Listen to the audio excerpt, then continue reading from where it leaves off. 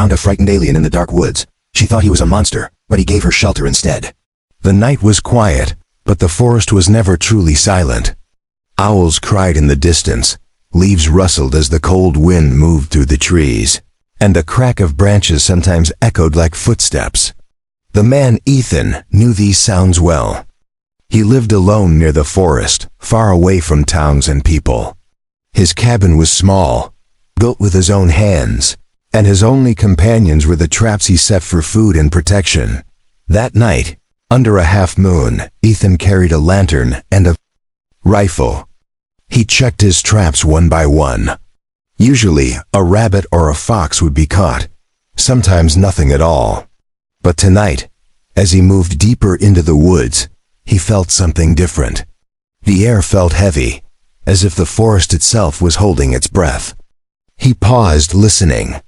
In the distance, he thought he saw a strange glow, faint bluish, like light reflecting off water. But there was no river there. His boots crunched over the frozen ground. When he reached the largest trap he had set, his heart stopped for a moment. The trap was closed, but inside it was no animal. A figure lay tangled in the metal wires, struggling weakly. It was shaped like a woman, but not like any woman he had seen before. Her skin shimmered faintly in the moonlight, glowing with a pale silver hue. Her hair spread like liquid across the dirt, strands shining as if made of threads of light. And her eyes, wide, filled with terror, glowed faintly blue. For a long moment, Ethan just stood there, staring.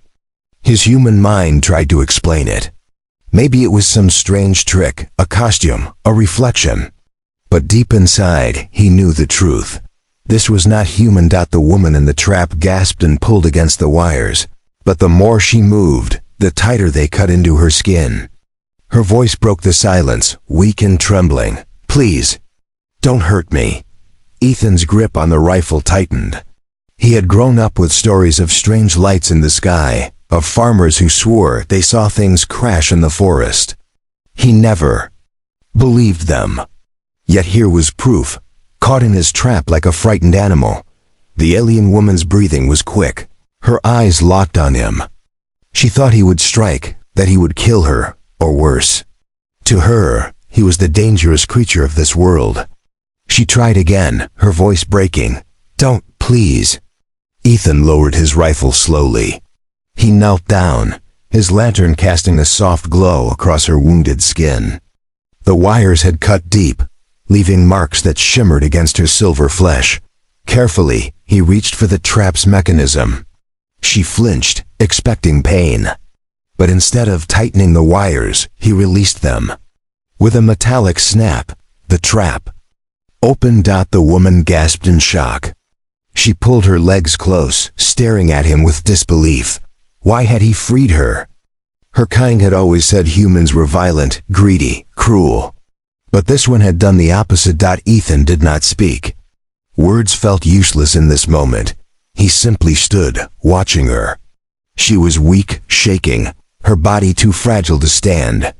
He knew if he left her there, she would die before dawn. Wolves, cold, or her wounds would finish her.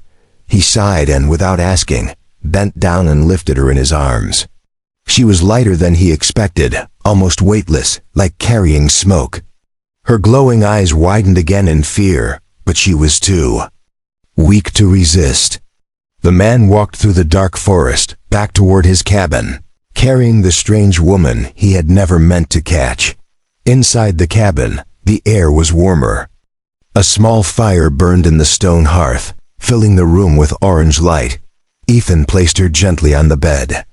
She curled into herself, shaking, expecting pain or chains. But instead he turned away. He fetched a clean cloth, dipped it in warm water, and returned. Without a word, he pressed it gently to the wounds on her leg where the trap had cut. She winced, staring at him with wide eyes. But his hands were careful, steady, not cruel. The silence between them was heavy, filled with unspoken questions. Who was she? Why was she here? And why had fate led her into his trap? Ethan did not know the answers. He only knew one thing. He had caught something far beyond his understanding. Something or someone that did not belong to this world. The woman's voice was soft, trembling like a broken note. You will not harm me? Ethan looked at her for the first time, his eyes steady, calm. He shook his head once. No words, only a simple answer. Her heart raced, confused. She had been taught to fear humans. Yet this one, alone in the forest, had chosen kindness instead of violence. She closed her glowing eyes, exhaustion pulling her into sleep. For the first time since her fall to this strange world, she felt a flicker of safety. Ethan sat near the fire, his rifle leaning against the wall, his thoughts restless. He had wanted to catch a rabbit tonight. Instead, he had caught a secret that could change his life forever. And outside, in the dark forest, the faint sound of something else echoed strange, distant, not human. Something searching. Something coming closer. The real danger had only just begun. The forest outside was still whispering with night sounds, but inside the cabin, silence ruled. The fire burned low, painting long shadows across the wooden walls. The alien woman lay on the bed, her strange silver skin glowing faintly in the firelight. Her breaths were shallow, quick, like a cornered animal waiting for the knife to fall. Every sound made her flinch. The creak of the wood, the hiss of the fire, even the faint rustle when the man moved.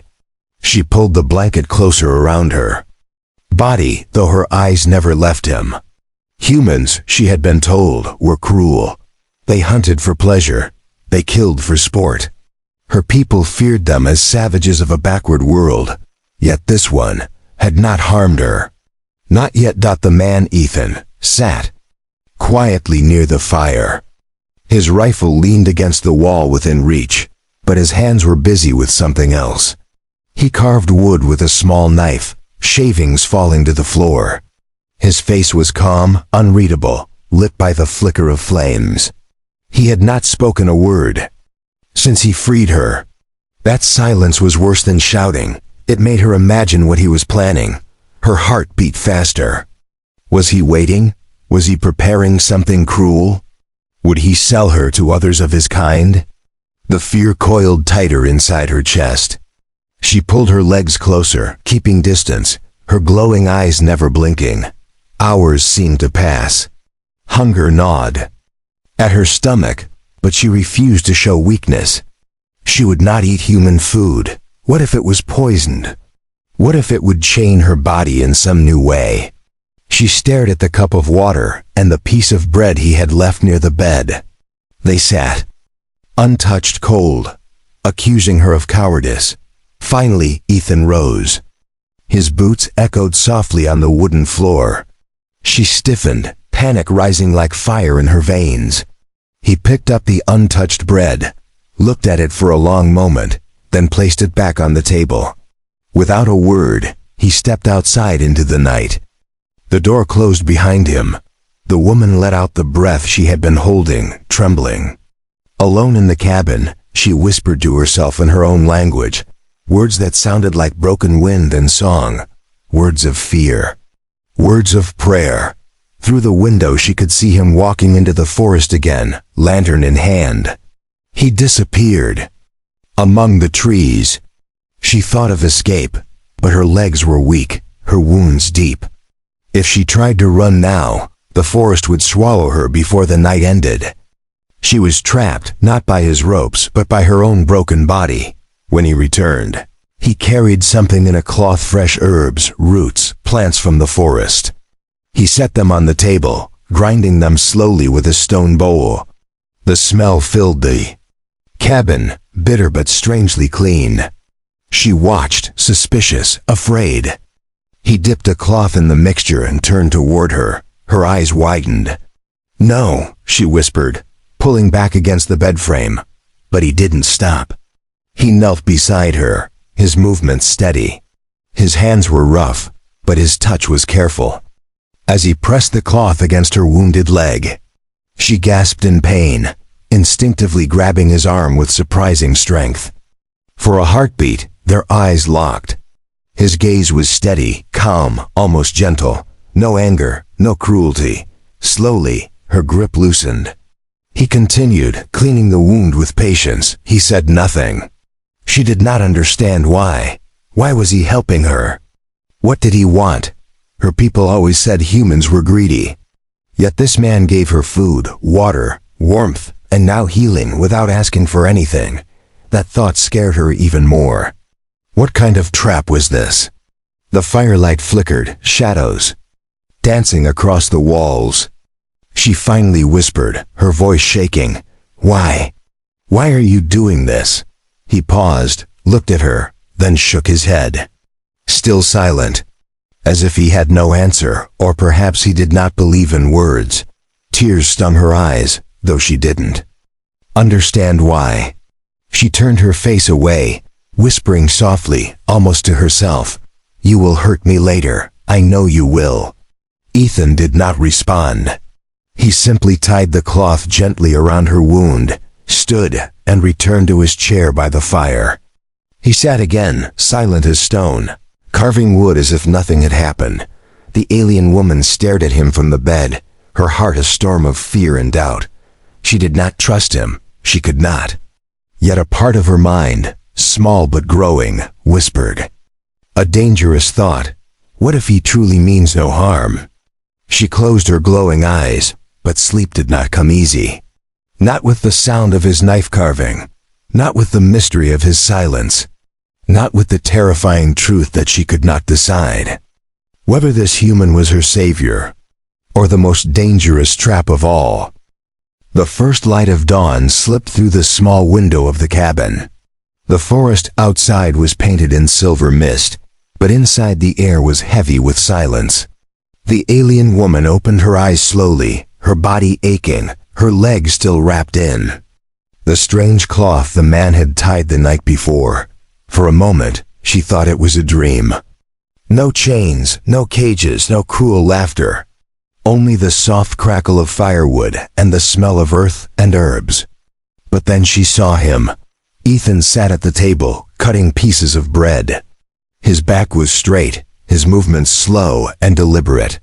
He placed the food on a small wooden plate and set it near her bed. Then, without looking at her, he stepped back and returned to his chair by the fire. No words, no force, only silence. Her stomach twisted with hunger. She hadn't eaten in days. Her throat was dry, her body weak. Yet she hesitated. It must be a trick, she told herself. Humans always hide knives behind gifts. She curled tighter beneath the blanket, refusing the plate. Hours passed. The bread grew stale, the water cold. He never moved it closer, never pushed her. He simply left it there, as if the choice was hers. That confused her more than any threat could have. Why offer kindness when cruelty was easier? By the second day, hunger clawed at her insides like fire. Her lips trembled, her hands shook. She glanced at the food again and again, her pride fighting her need. The man noticed but said nothing. Finally, trembling, she reached out and tore a piece of bread. She sniffed it cautiously, then bit. The taste was plain, dry, but it was not poison. It was life. Her eyes flicked toward him. He did not smile. He did not look triumphant. He only nodded once, as if to say good, eat. Then he returned to sharpening his knife. That small act unsettled her more than poison would have. This man gained nothing by feeding her, yet he did it anyway. Night fell again. The forest whispered. Outside, strange sounds in the dark, but inside the cabin it was warm. She pretended to sleep, her body still weak but her mind restless. She listened to him move, gathering wood, adjusting the fire, checking his traps. Then, in the quiet hours, she felt something unexpected. A gentle touch. Her eyes remained shut, but her senses sharpened. He was beside her, his rough human hands carefully lifting the cloth around her wound. He replaced it with a fresh strip, soaked in herbs. His fingers were clumsy but gentle, brushing against her glowing skin. She wanted to pull away, to snarl, to remind him she was not his to touch. But the truth froze her tongue. He was not hurting her. He was healing her. A strange warmth spread inside her chest, not from the fire, not from the herbs, from something else, something she had never expected to feel in the presence of a human. Kindness. Her glowing eyes snapped open, suddenly, catching him off guard. For the first time, his gaze met hers directly. There was no hunger in his eyes, no cruelty, no greed. Only a steady calm, like the deep roots of the forest itself. Her lips parted, but no words came. She wanted to ask why, wanted to demand, "What do you want from me?" But she stayed silent, afraid that words would break whatever fragile thing was growing in that moment. Ethan finished his work and rose. He placed the old bandages into the fire, letting the flames consume them, and then returned to his chair. He spoke no words. She closed her eyes again, but this time, she did not tremble. For the first time since falling into this strange world, she slept without fear, but her dreams were not peaceful. She dreamed of the sky, of fire and smoke, of the hunters who still chased her. Somewhere out there, beyond the forest, her enemies were searching. And when they found her, this human's kindness would become a blade pointed at his own heart. Days passed in quiet rhythm. The forest sang its ancient songs, and the cabin stood like an island of stillness among the trees. The alien woman's wounds healed slowly under Ethan's quiet care. She ate the simple food he gave her, drank the clear water he fetched, and sometimes even watched him as he worked with his tools. But trust was a fragile thing. Each time his hand came too close, her body tensed. Each time his eyes lingered, her breath quickened. She could not forget the stories she had been told about his kind. And yet, each day, he gave her no reason to fear. One evening, as the sun bled red across the horizon, she sat near the window, staring at the sky. Her glowing eyes softened, filled with a deep sorrow Ethan could not read. The sky above was wide and endless, but to her, it was not freedom, it was loss. Finally she spoke. Her voice was low, as if speaking to herself rather than him. "I was not meant to be here." Ethan looked up from the wooden carving in his hands, but did not interrupt. His silence, as always, was her invitation. "My ship." She hesitated, words heavy on her tongue. It broke. "Fire in the sky. I fell through the clouds. I thought I would die." Her hands trembled as she touched the scar on her arm, a wound deeper than the trap could have made. "I was chased, hunted, they wanted me gone, and now I am here." Her eyes turned to him suddenly, sharp as blades. "Do you understand? If they find me, they will kill me, and you, both of us." Ethan's expression did not change. He placed his carving aside, now nothing but a half-finished figure of an animal, and met her gaze with calm steadiness. That quiet unnerved her more than anger ever could. She wanted him to panic, to push her away, to curse her for bringing danger to his home. But he only nodded once, as if accepting a truth he had already known. She frowned, confused. "Why?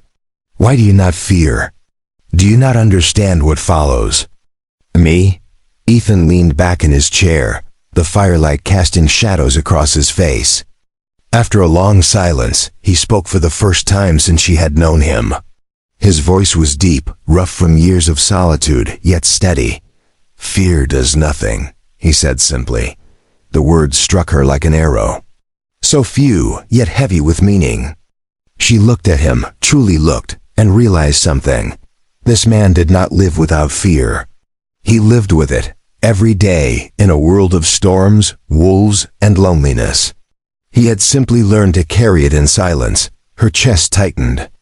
For the first time, she felt something dangerous stirring within her, not fear, but trust. Later that night, when he was outside chopping wood, she noticed something on the table. Her broken device, a small metal sphere that had fallen with her from the sky. She had thought it lost, useless. But now it glowed faintly, humming as if waking from long sleep. Her eyes widened. She touched it, and the sphere flickered, projecting faint lights into the air, stars, symbols, fragments of her lost world. For a brief moment, the cabin filled with alien constellations, strange patterns dancing across the walls. Ethan returned, standing silently at the door, watching the light swirl around her. His rifle was slung across his back, but his hand did not reach for it. He only looked, his face unreadable. The woman clutched the sphere tightly to her chest, panic and hope battling inside her. This device could call her people, or draw her hunters closer. It was her only connection to the sky, to who she truly was. She met his eyes, expecting suspicion, anger, even greed. But he only asked in that same rough, steady voice, "Home?" The single word shattered her. Her throat closed, and for the first time she could not speak. She only nodded, tears glowing faintly as they slid down her silver skin. He stepped closer, gently covering the sphere with his large, rough hand, pressing it down as if calming fire. His eyes told her what words could not. Not yet.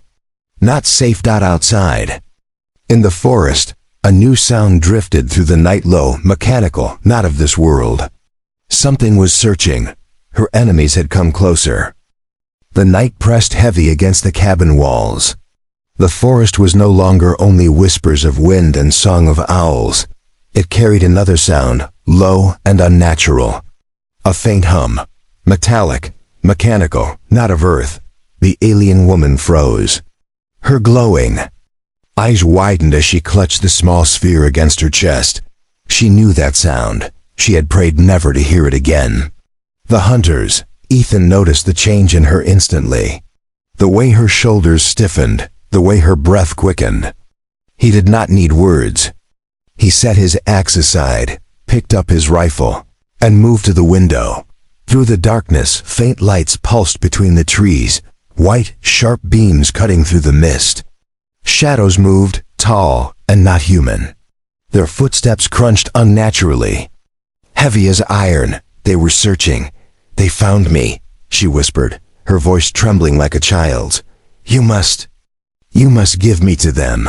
It is the only way. If you keep me here, they will kill you too." Ethan did not answer. He kept his eyes on the forest, his hand steady on the rifle. "Do you hear me?" she cried, her voice sharp with fear. "They will not stop. They will burn this place. They will tear you apart. You are only a man, you cannot fight them." At last he turned, his eyes locking on hers, calm, firm. His voice, rough but unshaken, carried only two words: "Stay inside."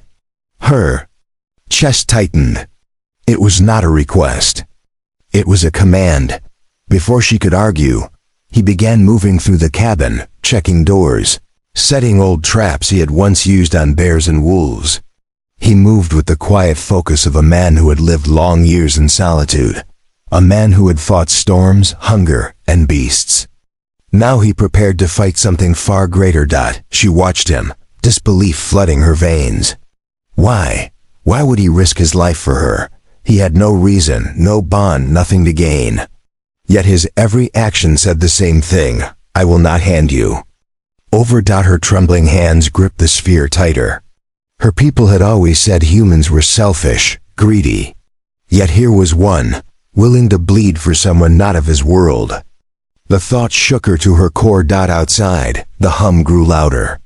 A harsh, alien voice crackled through the trees, speaking in a language only she understood. "Return the fugitive. Return her, or be destroyed." Her blood turned cold. The hunters were giving him a choice. She opened her mouth, desperate to beg him again. But Ethan was already stepping to the doorway, rifle in hand, his broad figure framed by the firelight behind him. The alien woman whispered, her voice breaking, You cannot win." He looked back once, just once, his eyes steady and unafraid. "Then I'll lose standing." The door shut behind him. The woman stumbled to the window, her heart racing. Through the trees, she saw them, dark figures, armored in strange metal, their eyes glowing red. They moved with machine precision, scanning the ground. One raised a weapon, glowing with energy far beyond any human fire. Ethan crouched low, disappearing into the shadows like a wolf. The traps he had laid earlier glinted faintly in the moonlight. Wires, spikes, pits hidden beneath leaves. Primitive against such enemies, but deadly in the hands of a man who knew the land better than anyone. The first alien stepped forward. A snap echoed. The ground gave way, and the creature plunged into a pit lined with sharpened stakes. A metallic scream ripped through the night. The others spread out quickly, their voices sharp, mechanical. Lights cut through the trees, searching. The alien woman's heart pounded as she pressed her face to the glass. Every instinct told her to run, to abandon this foolish human, before his defiance destroyed them both. Yet her legs refused to move. Instead, she whispered into the night, as if he could hear her across the chaos. "Why do you fight for me?" Ethan's rifle cracked. The shot echoed through the forest. One of the hunters staggered back, its armor dented, sparks flying. Primitive weapon, yes, but deadly enough to remind them that humans were not as weak as they believed. The woman gasped. For the first time in her life, she saw it clearly why her people feared humans, not because they were cruel, but because they were relentless. The night erupted with battle. The forest exploded with noise. Gunfire cracked against alien metal. Energy beams slashed through trees, turning wood to ash.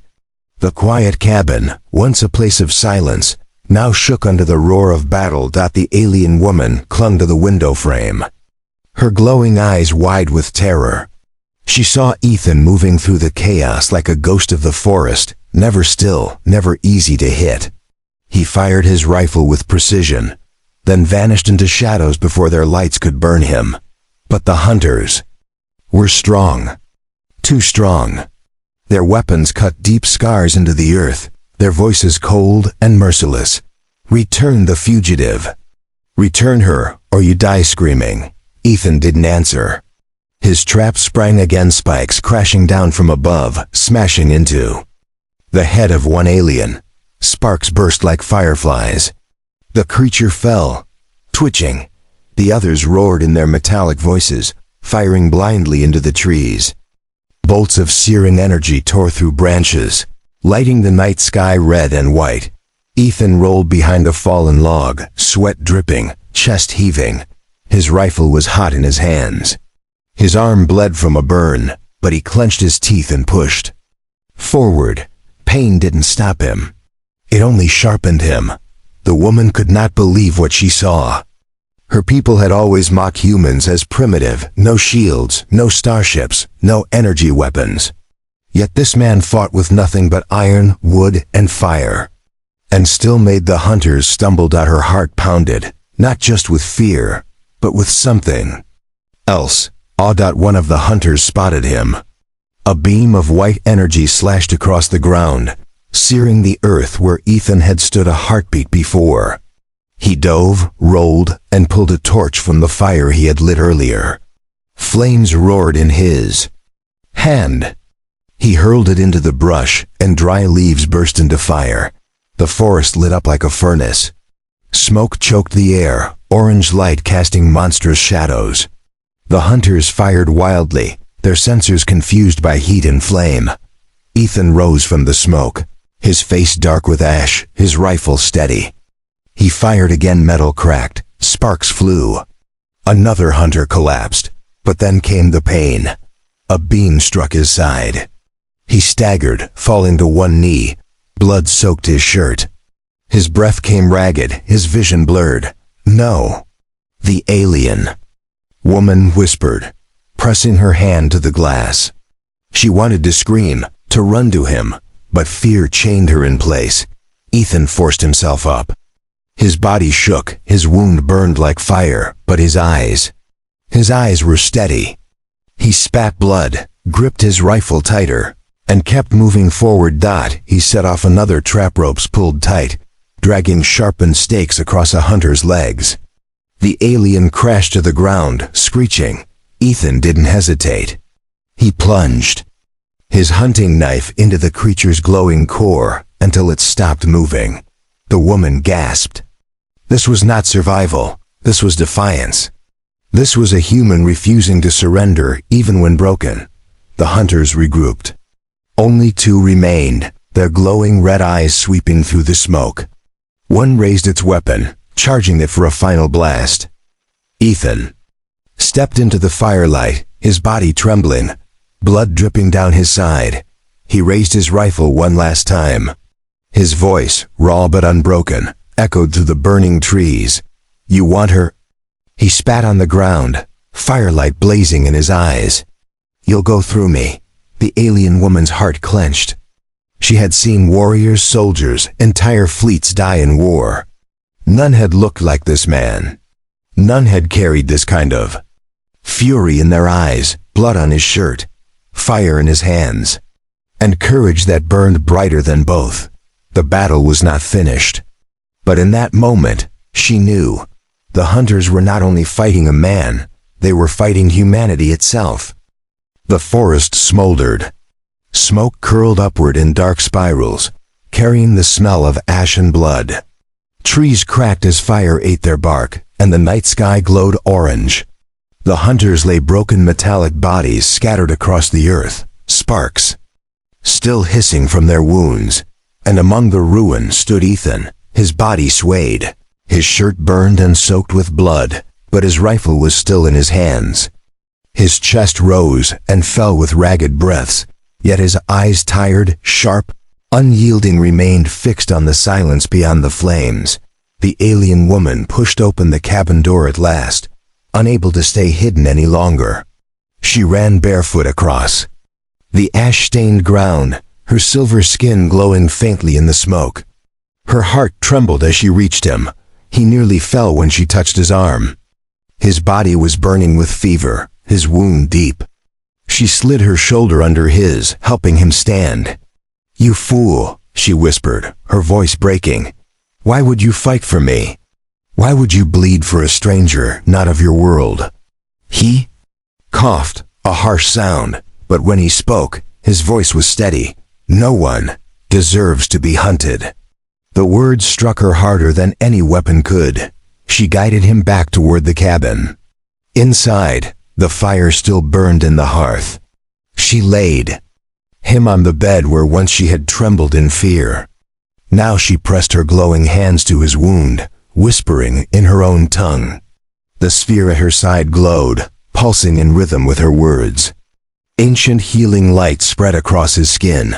His breath steadied, though his strength was nearly gone. His eyes closed, but his hand caught hers before sleep pulled him under. Go, he rasped. They'll come again. Your people. Use that thing. Go home. She froze. The sphere hummed in her palm, ready to guide her to the stars, ready to call her ship, ready to take her away from this dangerous world.